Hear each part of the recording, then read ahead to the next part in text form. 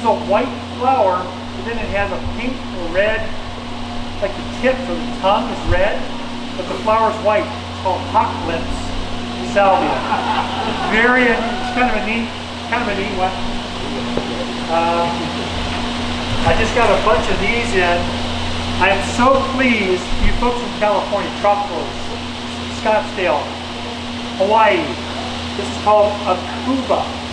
It looks tropical. It is not. This has gone through at least one sub-zero event. Winter with me, came through magically. It is a shade plant though. It looks like a house plant, but it's evergreen. I plant this underneath my juniper.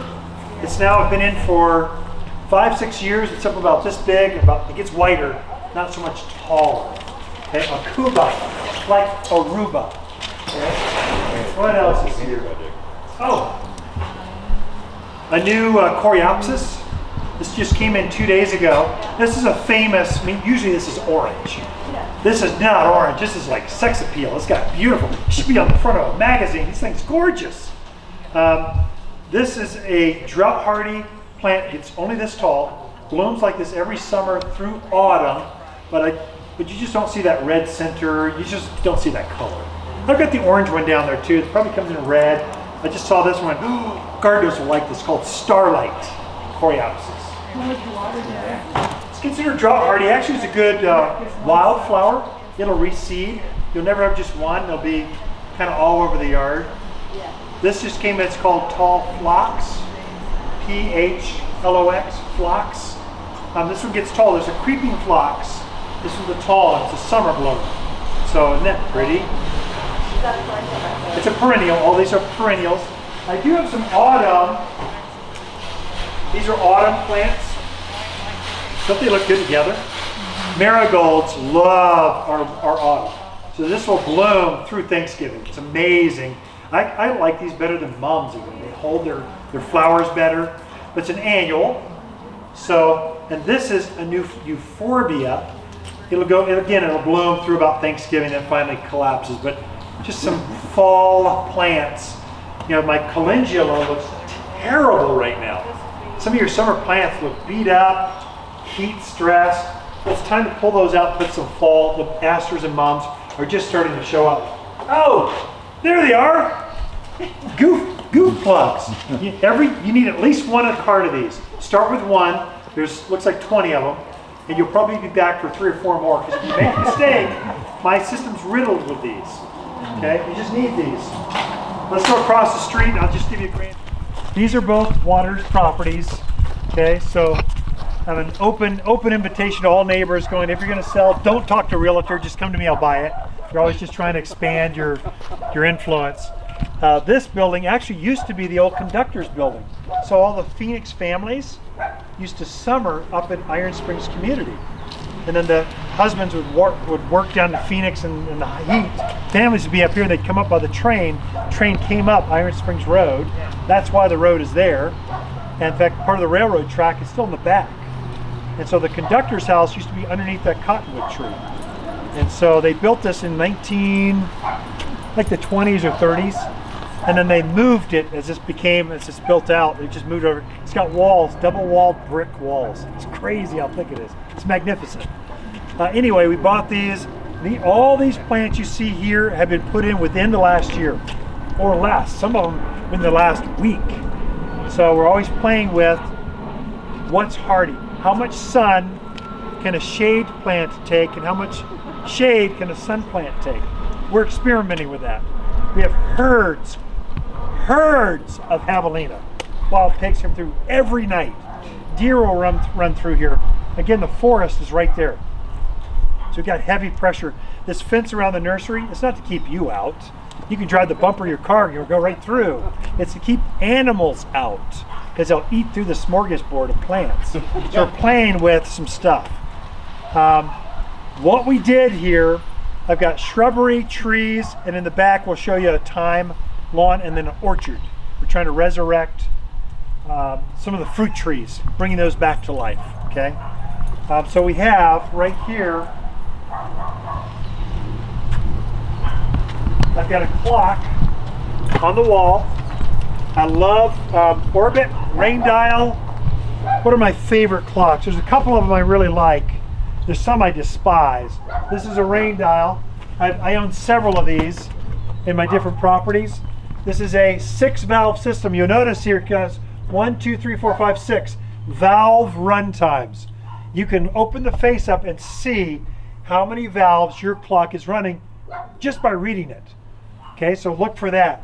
This controls all of the valves are here. Looks like I've got one running now. 1, 2, I've got 5 valves in the ground, and this clock runs all of those valves. Those of you that have had these systems, you know what we're talking about. Maybe it's new to you. This is a good first-hand experience of what's going on. So these wires go down. It just sends a 12-volt current. It goes, open that valve up, and it opens up that one.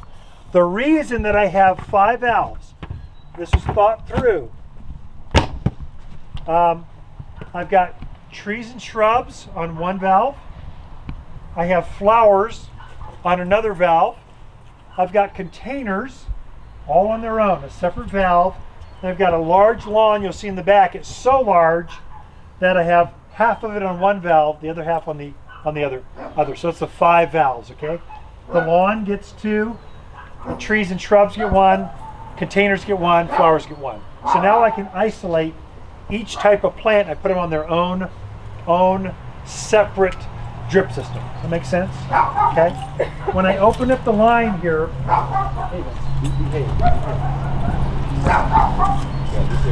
so what I did is I just trenched and I ran these lines here, and when I had the trench open, it's barely underneath the ground. You might even see it pop up every once in a while. So I want access to the hardware easily right now. Okay, when I open up that trench, I threw every single line in that same hole. I don't have separate trenches for everything. I put all the pipes in one. Now, it becomes a problem. Which one's the flowers? Which one's the trees? Which one is which? What I do is I'll take a spray can, I take spray paint, I'll take red, blue, white, whatever color I have in the garage. Now I'll take that line, let's say for flowers, and I'll go, it's going to be red. I'll spray paint that valve red, and I'll take that line and go red all the way through. That way when I open it up, I know, oh, red is flowers, okay? So it's an easy way to identify. It's a little extra step they don't tell you about, but it will make it easier to add a flower. You all are my gardeners, my core customers here at the Garden Center. You're going to be adding. You want to know which valve is the right one instead of guessing all the time. It's a real easy way for $2.99, cheapest paint you can. Just mark it real quick. Doesn't have to be solid. I just want a quick line so I go, I think I see red there. You're not spray painting the whole half-inch line. You're not being thorough. You're just trying to identify very quickly which valve is that. I'll spray the trees and shrubs the same way. That's a trick I've used several times over the years. It really makes down the road really easy, okay? So here I've got shrubs and perennials together. Now I don't have any trees here, trees in the back. I've got a couple of trees over here. Let's show you this property over here. It's got the newest plants. This was just put in 2 months ago, most of it. What we're playing with, this is a flowering magnolia. This is my office over here. This is where I normally park, and it's hot. So I've got a tall chase tree. This thing gets up 12 feet tall. This is a flowering magnolia. Blooms in the spring with these beautiful magnolia flowers. Fragrant as can be. Gets about 10, 12 feet tall. That should shade my truck as they get mature, yet stay underneath all these lines. So I get to have my cake and eat too. And they both bloom. Spring bloom, summer bloom. And what we're finding is javelina and deer. I thought deer would eat this one. It's deer proof. I got proof. Or resistive is what we call it. This is buckthorn, lacy leafed. I know it looks delicate. This thing's going to get up about 8 feet, be thick. So what I want is a wall right here, because I'm renting this one. I work out of this one. I don't want my tenant to come talk to me. Come talk to my maintenance guy. He'll fix it. But don't talk to me. I want this wall where I don't see you. That's the goal. That's the thinking in my mind. If you got okay? buckthorn, They won't tough. see you. It's tough. Yes, tough. With and again, just put it in the ground. It'll get some size, and it's drought hardy. I wasn't sure if the deer in javelina would go after it. What did you call They seem to this be fine. Chase tree. Chase, like I'm chasing. Yeah. Did the rabbits go after that? No, it's not. They're fine. I don't have as many rabbits here. Every once in a while I'll have one. I mainly have deer and javelina. Here, pack rats. And the deer stay away from that? Yeah, they don't eat it. This is the one, it's a real big shrub. You see with a blue flower on top. Looks like a supersized butterfly bush. Only it's more delicate looking. I think the fall color is much better. It's pretty aspen gold fall color. Okay, can I ask a stupid question? Yeah. I can see your half-inch line. Right here. Do you make that in a loop or do you plug it at the end? I plug it at the end. I do not put it in a loop. There's different philosophies on that.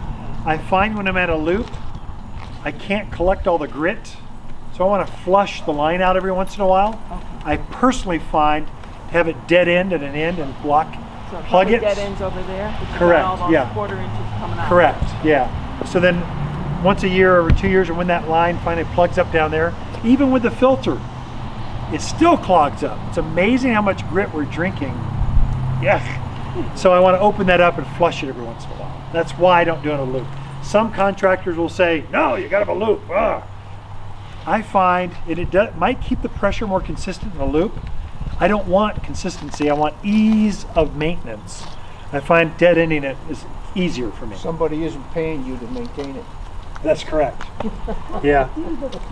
This is Coraopolis or false Spirea, but this one happens to be a gold one.